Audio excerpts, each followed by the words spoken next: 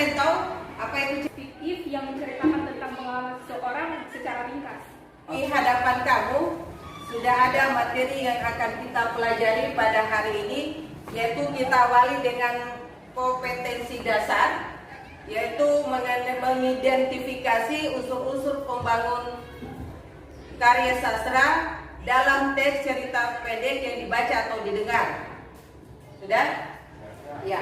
Sebelum saya lanjut, kamu paham tidak arti kata mengidentifikasi? Paham? Mengidentifikasi maksudnya apa? Mencari informasi. Iya, mencari informasi atau menemukan informasi. Tujuan pembelajaran kita pada hari ini yaitu peserta didik dapat satu, mengidentifikasi unsur-unsur pembangun karya sastra dalam teks cerita pendek yang dibaca atau didengar. Kemudian yang kedua, unsur-unsur pembangun karya sastra dengan bukti yang mendukung dari teks cerita. Sebelum kita lanjut pada materi, saya ingin bertanya kepada anak-anakku sekalian. Mungkin di antara kamu sudah ada yang pernah mendengar atau membaca tentang unsur-unsur intrinsik cerpen. Siapa kira-kira? Iya, Fatir, silakan Fatir. Unsur karya sastra cerpen dibagi menjadi dua, yaitu unsur intrinsik dan ekstrinsik. Unsur intrinsik meliputi 1. Tema, 2. Tokoh penokohan, 3. Latar, 4. Alur, 5. Sudut pandang, 6. Amanat. Oke, mantap. Bagus. Intrinsik cerpen itu meliputi yang pertama adalah tema, 2. Tiga, 4. Alur, 5. Sudut pandang, 6. Amanat. Oke, mantap. Ya. Kemudian sebelum saya lanjut, mungkin ada lagi di antara kamu yang paham apa itu tema? Ibu. Ya, silakan. Tema adalah dalam inti cerita. Oke, bagus. Lanjut. Yang kedua, apa itu? Tokoh atau penokohan. Siapa yang bisa apa itu tokoh penokohan? Tokoh adalah pelaku dalam cerita, sedangkan penokohan adalah watak dari pelaku. Oke, bagus. Ada lagi? Yang ketiga adalah latar. Apa itu latar? Ya. Ada Anjani? Latar adalah tempat di mana terjadinya sebuah cerita. Bagus ya. Alur adalah jaringan peristiwa cerita. Oke. Lanjut. Yang kelima? Ya, siapa yang bisa sudut pandang? Nah, Panji. Silakan Panji. Sudut pandang adalah posisi atau kedudukan pengarang dalam cerita tersebut. Oke, yang terakhir, siapa yang bisa menutup? Ya, Samsa. Amanat adalah pesan yang disampaikan oleh pengarang melalui cerita. Oke, bagus. Kita dibagi menjadi 3. Satu apa? Iya, jadi dibagi menjadi 3. Yang pertama adalah latar waktu. Kemudian yang kedua latar. Oke, bagus. Ya. Alur dibagi menjadi 3, yaitu alur maju, alur mundur, alur campuran. Kamu sudah mengetahui unsur-unsur intrinsik cerpen, kemudian bagaimana cara mengidentifikasinya di dalam sebuah teks cerpen. Maka selanjutnya saya akan membagikan sebuah cerpen yang akan kamu identifikasi ya, sesuai dengan tujuan kita adalah mengidentifikasi unsur-unsur intrinsik sebuah cerpen. Oke. Kelompok Cari Gibran. Kemudian kelompok Putu Wijaya. Kemudian yang ketiga, karena di sini banyak perempuan, maka saya kasih nama kelompok Asma Nadia. Yang adalah menentukan unsur-unsur pembangun intrinsik karya sastra dalam teks cerpen disertai dengan bukti dalam kali Gibran.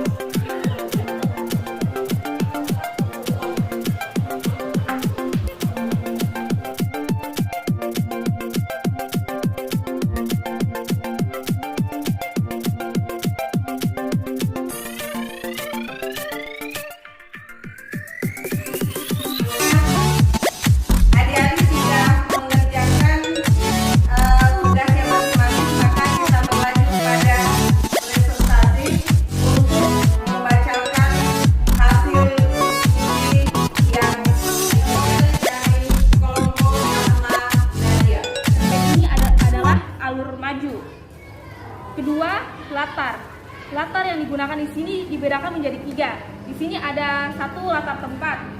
Latar tempat di sini ada 1 trotoar. Bukan sudut pandang pertama, yaitu menempatkan sang pengarang dalam cerita. Alasannya karena di dalam cerita menggunakan kata aku. Untuk bukti kalimat, kami menemukan begitu banyak bukti, tetapi kami hanya mengambil salah satunya saja. Dengan saya tertarik, besok datang saja ke kantor dan bilang kalau saya yang suruh. Jawab Pak Pandi. Itulah hasil dari presentasi kami. Barangkali ada dari kelompok lain yang ingin mengoreksi hasil dari presentasi kami, maka saya akan membuka sesi tanya jawab. Ayo moderator silakan.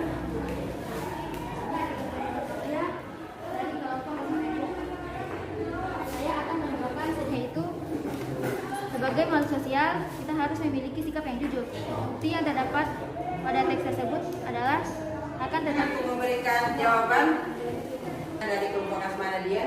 Oke. Baiklah, kami ingin menjawab. Saya dari Asma Nadia. Oleh karena itu saya ingin silakan teman saya ini untuk menjawabnya. Untuk amanat yang telah ditambahkan, mohon maaf bila saya lupa untuk menambahkan amanat yang telah diberikan sebagai makhluk sosial. Cukup itu saja yang saya ingin tambahkan. Oke. Masih ada kelompok lain yang ingin bertanya? Ini ditanyakan lagi, maka saya akhiri presentasi ini dengan ucapan billahi taufiq wal hidayah. Wassalamualaikum warahmatullahi wabarakatuh. Waalaikumsalam warahmatullahi wabarakatuh. Ya, kita berikan aplaus kepada kelompok Wijaya. Maka saya akan mengumumkan kelompok yang terbaik 1, terbaik 2, dan kan tadi setelah saya amati mulai siapa yang aktif, siapa yang sering berbicara, kelompok mana yang aktif, maka hasilnya adalah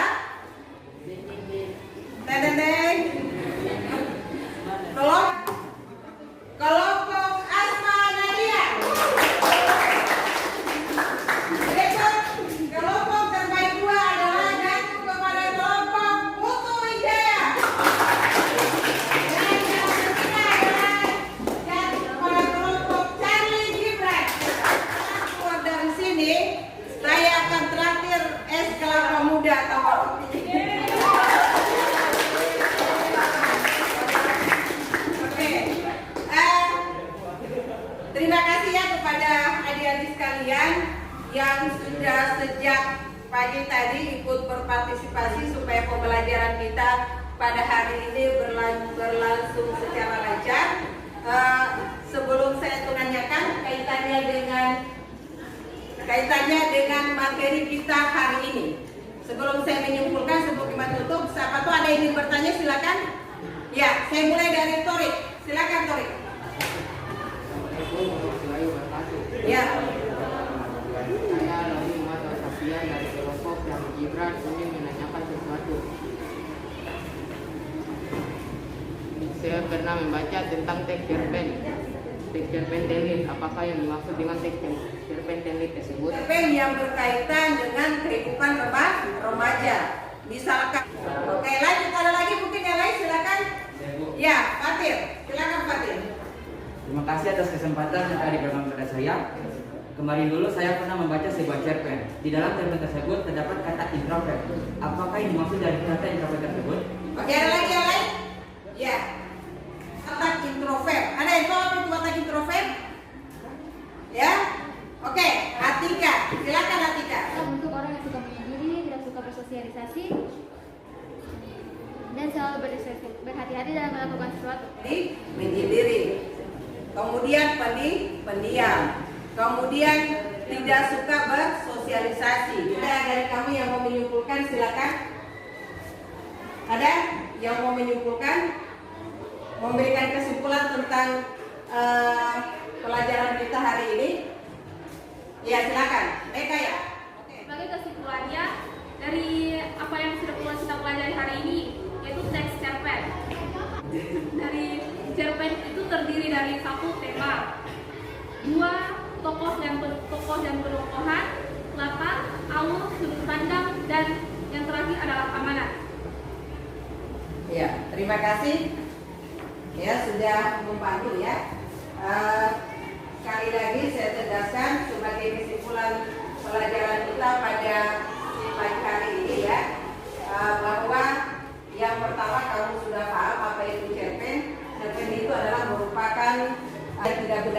terjadi dan hanya merupakan fiktif, ya. Kemudian cerpen itu terdiri sampai 10.000 kata dan dia itu penceritanya secara singkat dan jelas, singkat dan padat. Kamu ya, PR-nya ya untuk pertemuan ke depan sebagai PR kamu di rumah yaitu ingat tulis tugasnya adalah membaca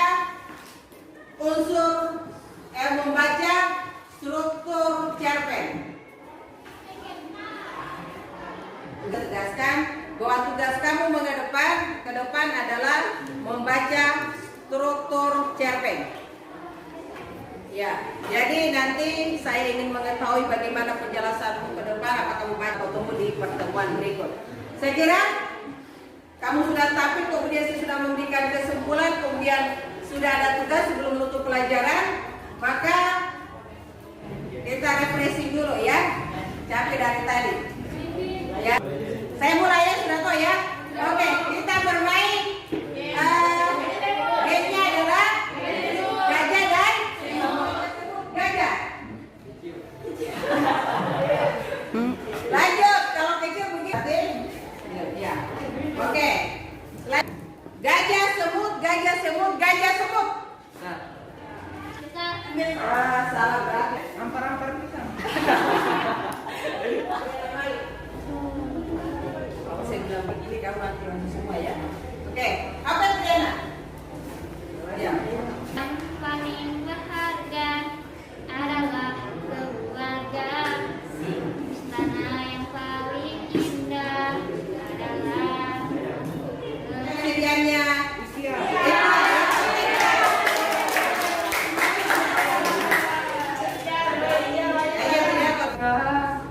Istana yang paling indah adalah keluarga.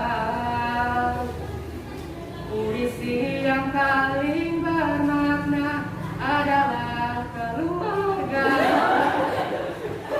Iya, iya, iya. Kamu berulang.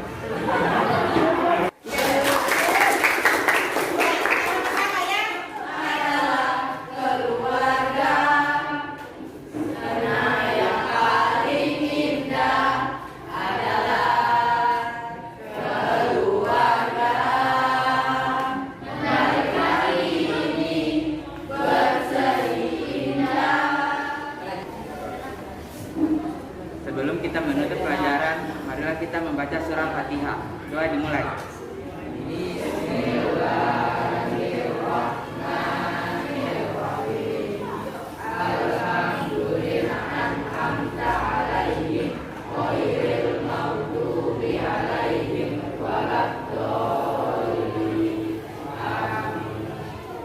Kami saya akhiri dengan ucapan wabillahi taufiq wal hidayah. Wassalamualaikum warahmatullahi wabarakatuh.